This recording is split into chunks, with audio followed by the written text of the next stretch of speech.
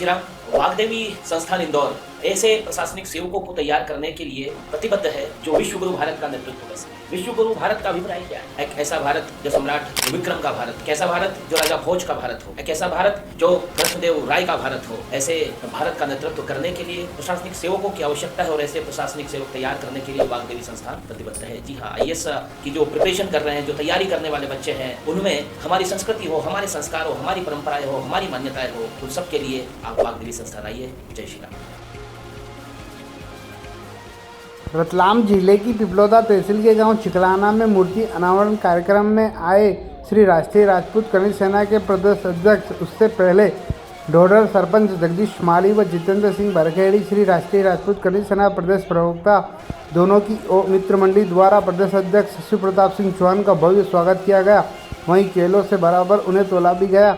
यहाँ से 100 गाड़ियों के काफिलों के साथ चिकलाना पहुँचे, जहाँ नगर भ्रमण किया, जगह जगह काफिले का स्वागत भी किया गया। वहीं ढोडर कालूखड़ा मार्ग व कोटली हाटपिल्ला 2 लेन क्रॉसिंग चौराहे पर श्री राष्ट्रीय राजपूत कर्ण सेना के प्रदेश अध्यक्ष शिव प्रताप सिंह चौहान बबलू बना पिपलिया हमा द्वारा एवं समाज के वरिष्ठ जनों द्वारा वीर शिरोमणि महाराणा प्रताप जी की 121वीं प्रतिमा का अनावरण किया गया।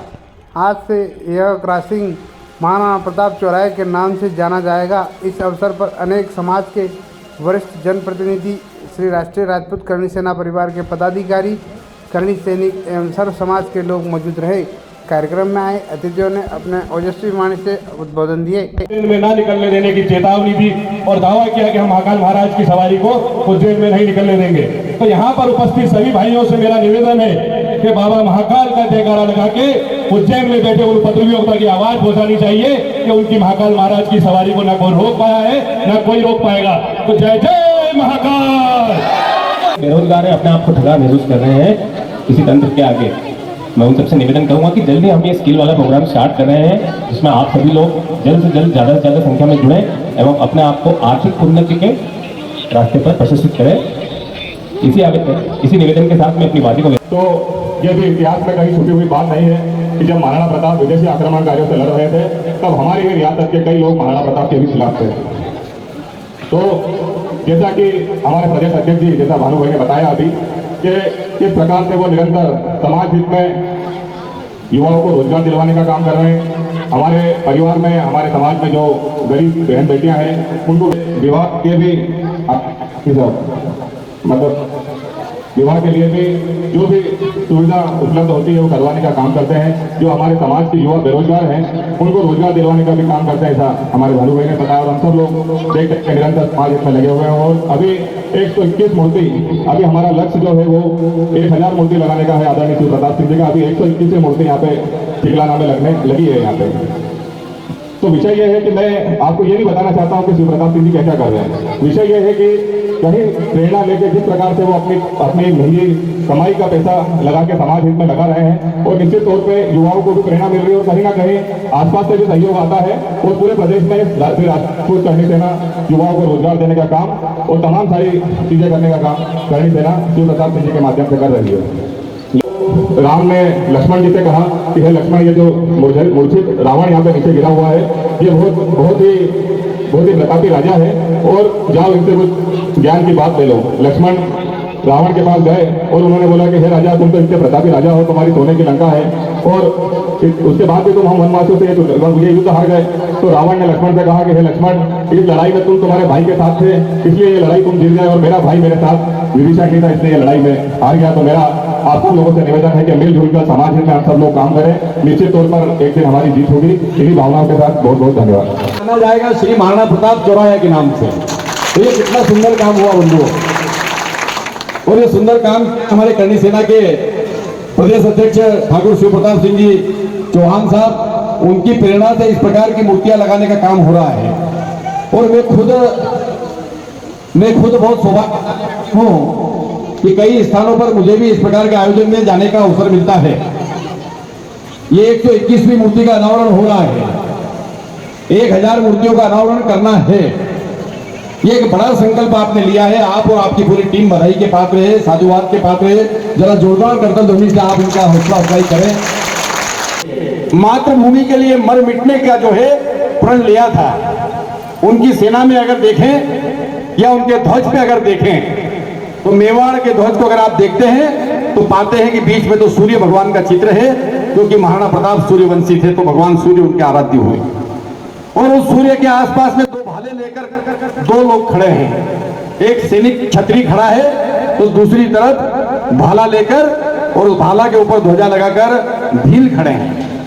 तो एक भील नवयुवक खड़ा है उस ध्वज के ऊपर और एक क्षत्रिय नवयुवक खड़ा है। ये संदेश देता है कि इस मातृभूमि की रक्षा का कर्तव्य जितना क्षत्रिय का रहा इतना अन्य जातियों का भी रहा, अन्य समाज का भी रहा।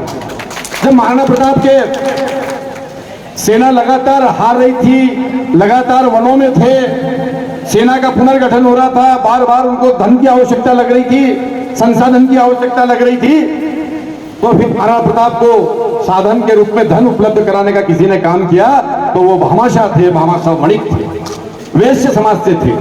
तो ये कहना कि महाराणा प्रताप जी एक समाज या एक जाति एक धर्म के लिए आदर्श रहे, तो ऐसा कहना उनके विशाल और विराट व्यक्तित्व को जो है छोटा करने का काम हम करेंगे। उनकी विशालता, उनकी महानता तो यह है कि उन्होंने इस देश के लिए, इस मातृभूमि के लिए, समाज के साथ सोता हुआ नींद में महाराणा प्रताप जी को देख के ऐसा चमकता था जैसे कि उसके सिराने पे तकिया नहीं है, सांप है काला। और काला सांप देख के कोई आदमी एकदम चमक जाएगा। सोचो, कल्पना करो कि आपके भीतर सो रहे हैं और कोई सांप आके वहां पे सिराने पे बैठ जाए तो आप कैसे चमक के उठ के भगोगे। ऐसा रोज वो महाराणा प्रताप के नाम से अकबर चमकता था। परंतु दुर्भाग्य इस देश का कि हमारे इन बच्चों को अगर पढ़ाया गया तो ये पढ़ाया गया कि अकबर महान था। जो महाराणा प्रताप के नाम से इस प्रकार से चमकता था उसको महान बताने का काम इतिहासकार ने करने का काम किया।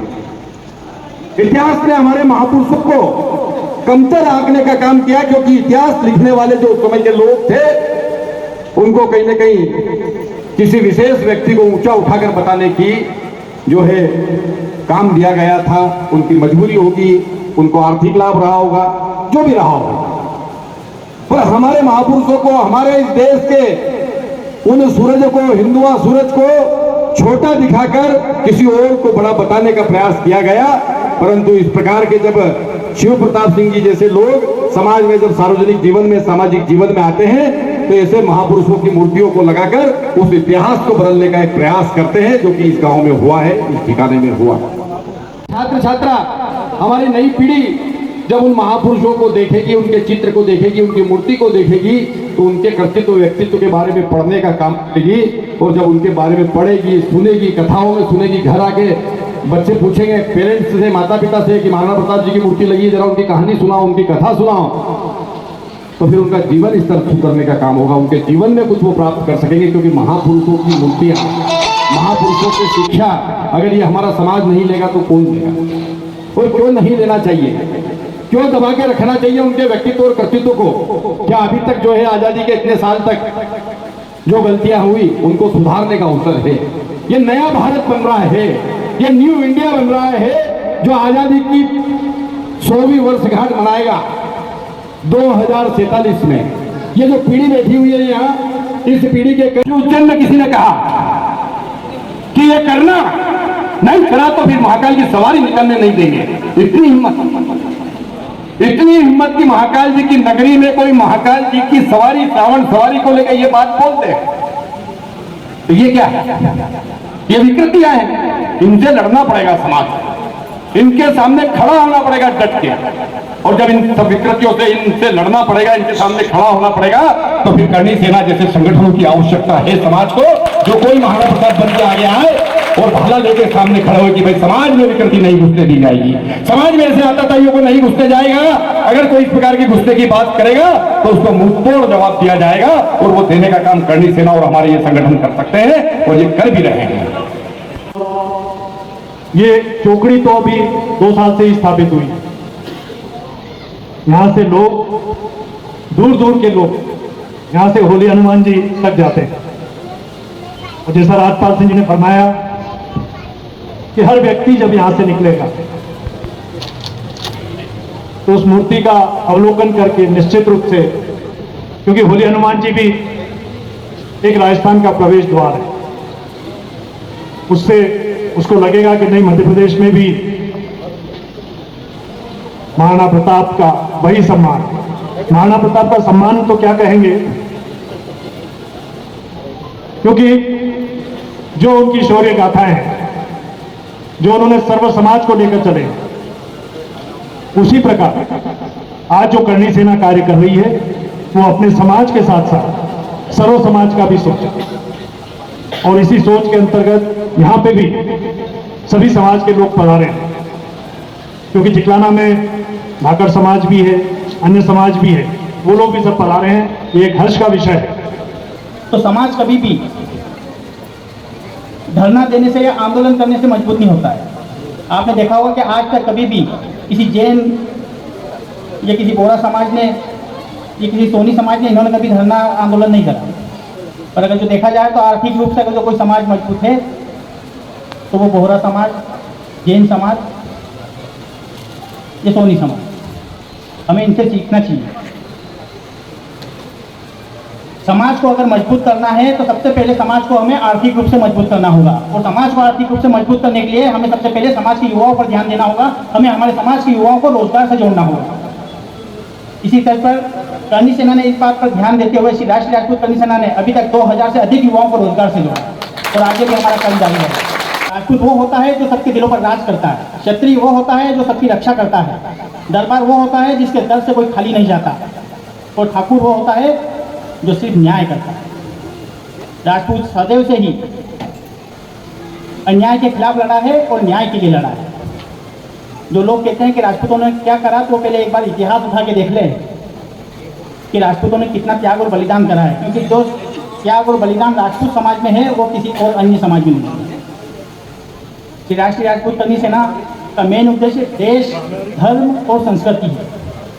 देश, धर्म और संस्कृति के लिए हम हर समय तत्पर तैयार रहते हैं। देश, धर्म और संस्कृति के लिए हमारे पूर्वजों ने भी अपने प्राणों तक का त्याग और बलिदान दिया है, और हम भी उसी तर्ज पर चलते हैं। देश, धर्म, संस्कृति के लिए जहाँ भी जैसी भी जरूरत लगेगी हम हर तरह से तैयार हैं। तो मेरा आप सबसे भी हाथ जोड़कर ये निवेदन है कि जहाँ भी हमारे देश या हमारे धर्म या हमारी संस्कृति की बात आए तो आप भी कहीं पर भी पीछे न रहें। आज बात है हमें हमारे आने वाली पीढ़ी,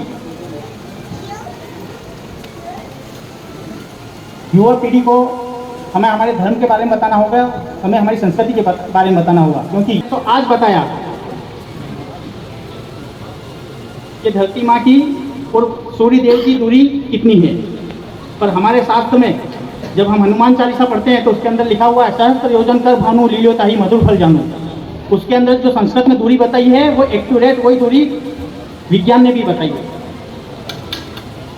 तो हमें हमारे धर्म पर नाज होना चाहिए, हमें हमारे धर्म के प्रति कट्टर होना होगा, हमें हमारे धर्म के प्रति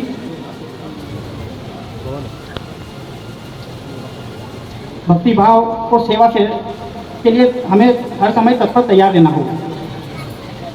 जरूरत है हम सब आपस में ना बटें, हम सब एक दूसरे के साथ रहें, एक दूसरे का साथ दें, एक दूसरे का सहयोग करें। एक दूसरे का साथ देंगे, एक दूसरे का सहयोग करेंगे तो हम सब आगे बढ़ेंगे। हम सब आगे बढ़ेंगे तो हमारा देश आगे बढ़ेगा। और ये देश जो है ये हमारे पूर्वजों की देन है।